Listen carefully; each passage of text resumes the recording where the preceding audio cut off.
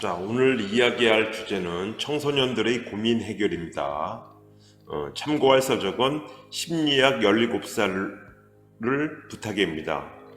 저자는 이정현 정신과 의사이며 연세대학교 의과대학을 졸업했습니다. 세브란스병원 정신과 레지던트, 마음과 마음 식이장애 클리닉 원장을 하고 계십니다.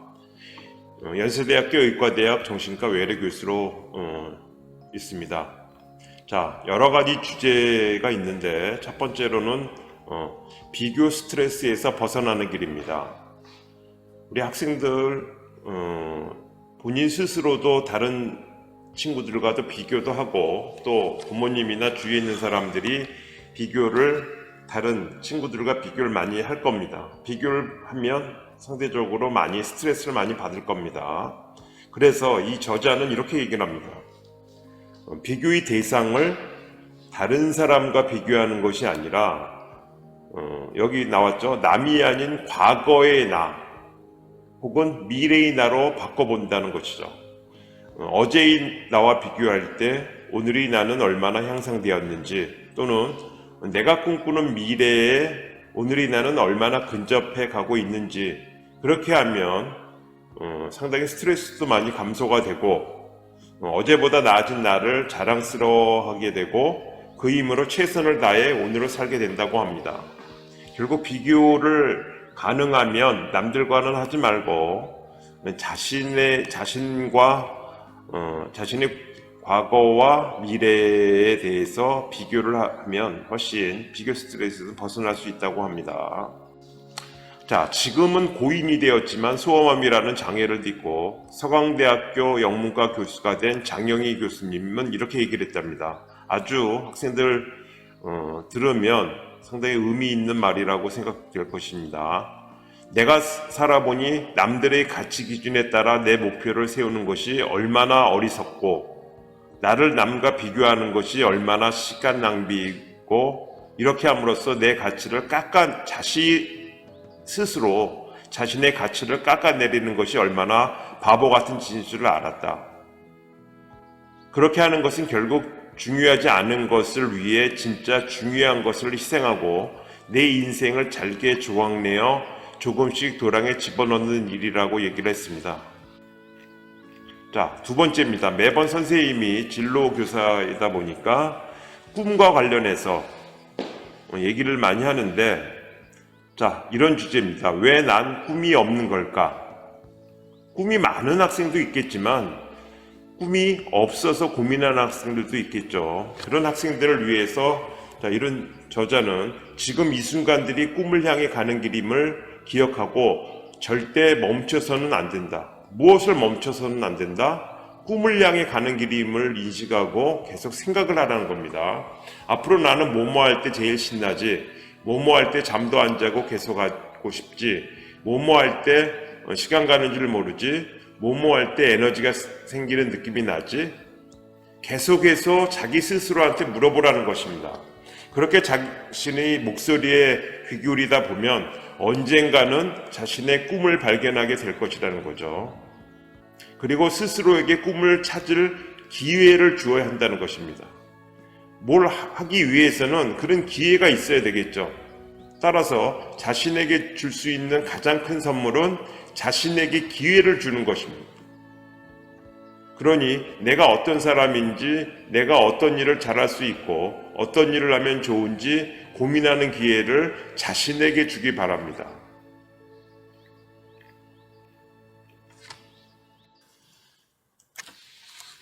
자, 두 번째 고민은 소심하다고 기죽지 마라입니다.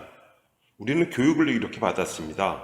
항시 대범하게 행동을 하라고. 그렇지만 자신의 기질 중에서는 소심한 기질이 있을 수 있습니다. 자, 저자는 이렇게 얘기를 합니다. 정도의 차이는 있지만 사람들은 누구나 인간관계에서 두려움과 불안함을 느낀다. 친구가 혹시 나 때문에 마음이 상했을까 하는 소소한 두려움부터 절교선언을 하지 않을까 하는 커다란 두려움까지, 이 밖에 두려움은 많이 있을 겁니다. 그렇지만 이 소심하다는 친구들은 장점도 있습니다. 눈치가 빠르고 다른 사람의 마음을 섬세하게 알아차리기 때문에 배려심이 뛰어납니다. 주변 사람들에게 폐를 끼치거나 불편을 주는 일은 알아서 삼가고 있고요. 평소에 걱정이 많아 조심조심함으로 실수하는 일이 매우 적습니다. 그러다 보니 가까운 친구들로부터 같이 있으면 편한 친구로 받아들여집니다. 자, 아주 걱정을 많이 하는 친구들에게도 이런 얘기를 하는데요. 작가 어니 제이 젤린스키는 걱정의 40%는 절대 현실로 일어나지 않으며 걱정의 30%는 이미 일어난 일에 대한 것이고 걱정의 22%는 사소한 고민이며 걱정의 4%는 우리 힘으로는 어쩔 도리가 없는 일에 대한 것이라고 합니다. 우리가 걱정하는 96%는 해봤자 내 인생에 아무런 도움이 안 된다고 합니다. 따라서 걱정을 그렇게 많이 할 필요가 없다는 것이죠.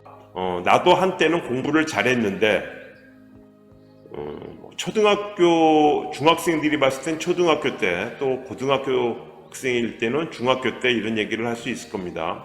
자, 중학교 때까지는 저도 공부를 잘한다는 소리만 들었다. 이거는 이렇게도 생각할 수 있습니다. 초등학교 때까지는, 유치원은 아니겠죠. 중학교 때까지는 저도 공부를 잘한다는 소리만 들었거든요. 저자는 이런 말을 하는 친구들이 참으로 안타깝다고 합니다. 아무래도 고등학교 올라가면 중학교 때 성적을 유지한다는 것은 결코 쉬운 일은 아닐 겁니다.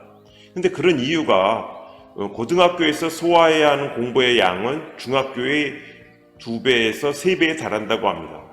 중학교 때는 벼락치기가 통했을지 몰라도 고등학교 때는 어렵고요. 게다가 중학교 때 공부를 안 하던 학생들도 고등학교에 온 이상 정신 차리고 공부를 하게 됩니다. 거의 다 공부를 한다고 봐야 되겠죠. 특히 일반계 고등학교가 아닌 자사고라든지 특수목적고 같은 경우는 상대적으로 공부를 잘하는 학생들도 많고 대부분 학생들이 공부를 하다 보니까 그런 거를 감안해서 진학을 생각해야 되겠습니다. 따라서 고등학교 올라가서는 고등학교 3년의 공부는 절대적인 노력과 끈기와 의지를 필요로 합니다. 시험 때뿐만 아니라 평소에도 공부를 열심히 해야 되고요. 따라서 중학교 때, 고등학교 1, 2학년 때 자기주도 학습 공부 습관이 길들여져야 되겠습니다. 또 아무리 공부해도 성적이 안 오르는 이유는 따로 있다는 것입니다. 자, 독일의 심리학자 에빙하우스의 망각률 곡선에 따르면 우리 기억력은 너무나 실망스러운 수준이라고 합니다. 무언가 학습을 했을 때 20분 뒤에 머릿속에 남을 확률은 58%, 9시간 뒤에는 35%, 6일 후에는 25%밖에 안 된다고 합니다. 그러면 어떻게 해야 될까요? 당연히 반복학습입니다. 뭔가를 배우고 나서 그것을 반복하지 않으면 공부를 하나마나 한 꼴이 되는 것이죠. 복습이 중요한 이유는 바로 그것 때문입니다. 또 공부 시간과 공부 의지는 결코 비례하지 않습니다. 몰입을 해서 공부를 한다면 되겠죠. 3시간 영어 공부하고 3시간 수업 공부를 했다고 칩시다. 정말 6시간 내내 공부만 했을까요? 잡생각이나 공상에 빠져 있기도 했을 테고 화장실에도 다녀왔을 테고 핸드폰을 본다든지 전화통화를 한 적도 있을 겁니다. 핸드폰으로 게임을 할 수도 있죠. 하지만 우리는 보통 그 시간 모두를 공부한 시간으로 포함시킬 경우가 있습니다. 선생님도 가끔 시립도서관에 가면 거기서 중고등학생들을 볼 수 있습니다. 열심히 공부하는 학생들도 있겠지만 그 중에는 핸드폰을 계속 보면서 공부하는 시간에 핸드폰을 보니까 아무래도 집중이 잘 안 되겠죠. 자, 공부한 양에 대해서도 착각을 합니다. 얼마만큼의 분량을 하는 것도 중요한 거죠. 3시간 동안 영어 공부를 하면서 문제집 5페이지 밖에 그것도 못한다면 늘 본인은 엄청난 양을 공부했다고 생각할 수가 있습니다. 또 이거는 공부하는 습관과도 연관이 되는데 문제집을 여러 번 풀었다는 사실만으로 공부를 많이 했다고 안도한 학생들도 있다면 새로운 문제집을 아무리 많이 풀어도 틀린 문제는 계속 틀릴 수 있는 확률이 높습니다. 오히려 한 권의 문제집을 3번 반복해서 보는 것이 여러 권을 한 번씩 보는 것보다 훨씬 좋다는 것입니다. 따라서 주요 과목에 대해서는 각각의 문제집 하나씩을 꼭 구입을 해서 문제지를 보면서 같이 병행하는 것도 성적을 향상시키는 하나의 방법이 되겠습니다. 자, 공부를 하지 않으면 안 될 이유가 있는가? 박철범 씨가 있습니다. 이 사람은 그 책도 썼는데 그 책에서 이런 내용이 나오더라고요. 가정 형편이 어려워 기초생활보호 대상자로 지정되어 국가의 도움을 받았던 박철범 씨는 그는 하루도 마음 편히 공부할 수 없는 상황이었지만 그에 굴하지 않고 끊임없이 노력하여, 결국 이게 중요한 거죠. 끊임없이 노력하여 당당히 서울대에 합격을 했다고 합니다. 그분은 공부 방법만을 알고 있는 학생은 결코 자신의 한계를 뛰어넘을 수 없다고 합니다. 그러면 무엇이냐? 공부를 필사적으로 해야 하는 자신만의 이유가 있어야 된다는 거죠. 자신만의 이유가 있으면 반드시 원하는 성과를 얻게 된다고 합니다. 우리가 어떤 일을 할 때도 그 일을 이루기 위한 목표가 꼭 필요하다고 합니다. 자, 그러면서 공부는 당신을 절대 배신하지 않는다는 겁니다. 누구든 노력한 만큼의 보상을 반드시 되돌려 받을 것이라고 합니다. 사람이나 인간들에게서 배신을 당할 수는 있어도 공부는 당신을 절대 배신하지 않는다는 게 중요한 말인 것 같습니다. 왜 공부를 해야 하느냐고 묻는 학생들에게 아마 중고등학생 중에서 어려운 과제를 하면서 공부하는 학생들 이런 생각 많이 합니다. 왜 공부를 해야 하느냐? 근데 그 저자는 이렇게 얘기를 합니다. 죽어도 안 외워지는 영어 단어를 온전히 내 것으로 만들기 위해 노력하는 과정에서 이런 힘든 과정을 통해서 어떤 일이든 더 효율적인 방법을 찾아야 함을 배울 수가 있다는 거고, 안 풀리는 수학 문제를 붙잡고 1시간 내내 씨름하다 결국 해답을 찾는 과정에서는 하면 안 될 것이 없다는 자신감을 얻을 수 있고, 졸린 눈을 비벼가며 잠의 유혹을 뿌리치는 과정에서 당장의 만족을 위해서라면 자고 싶겠지만 더 큰 것을 얻기 위해서는 결국은 참아야 한다는 사실을 배울 수가 있다는 겁니다. 열심히 했는데도 시험 결과가 잘 안 나올 때가 있듯이 결국 인생에도 그런 순간이 있다는 사실을 배웠다는 겁니다. 아주 오래전에 공부의 신 드라마에서도 이런 내용이 나왔는데 거기 있는 선생님께서 아마 이런 얘기를 한 것 같습니다. 최선을 다하면 뭐든지 이룰 수가 있다는 겁니다.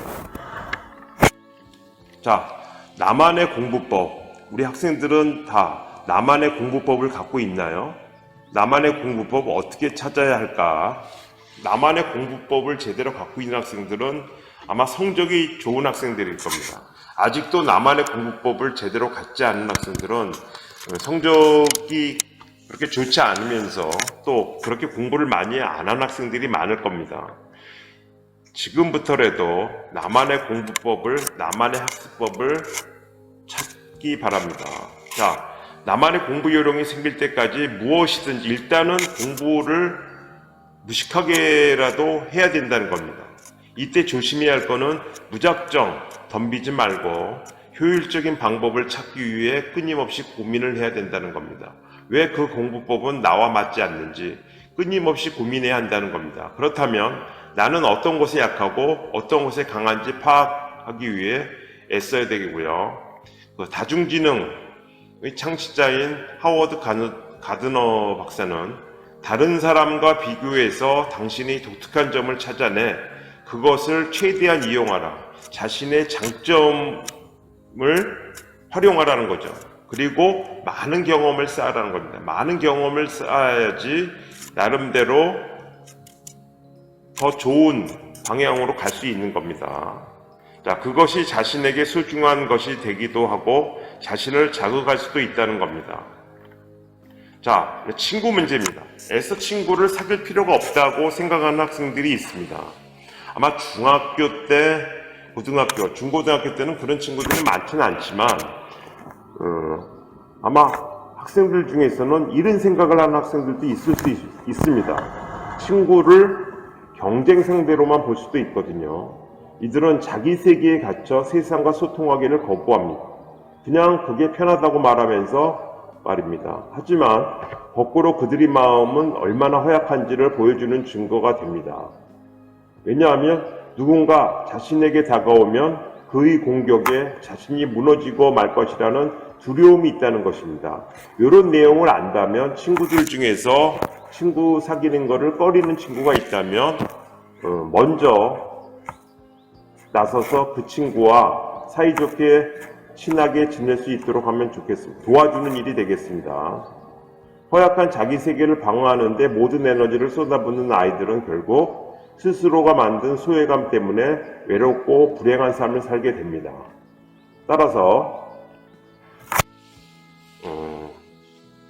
친구는 가장 가까이 있는 예약할 필요가 없는 최고의 심리 치료사입니다. 친구에게 털어놓는 것만으로도 마음속 깊은 곳에 감춰져 있는 상처가 깨끗이 치료된다고 합니다. 친구는 나 자신을 비춰주는 거울이 되어준다는 거죠. 자, 친구라는 거울을 통해 우리는 나 자신을 돌아보고 자아 존중감을 쌓아갈 수 있습니다. 부모님을 통해서 나 자신을 이해하게 되는 것과는 또 다르겠죠. 자, 부모님은 나를 가르쳐 들지만 친구는 먼저 나를 이해하려고 합니다. 그러니까 이해하려는 친구들을 만나야 합니다. 친구는 나 일부분인 것처럼 보조 자아 역할을 할 수가 있고요. 청소년기에 만나는 친구가 인생에 커다란 영향을 끼치는 이유는 바로 여기에 있습니다. 친구들을 만날 때는 그 친구가 공부를 잘하든 못하든 그 친구가 잘 사는 친구인지 못 사는 친구인지 그런 거를 가릴 필요가 없이 나의 생각을 잘 들어주는 친구면 됩니다.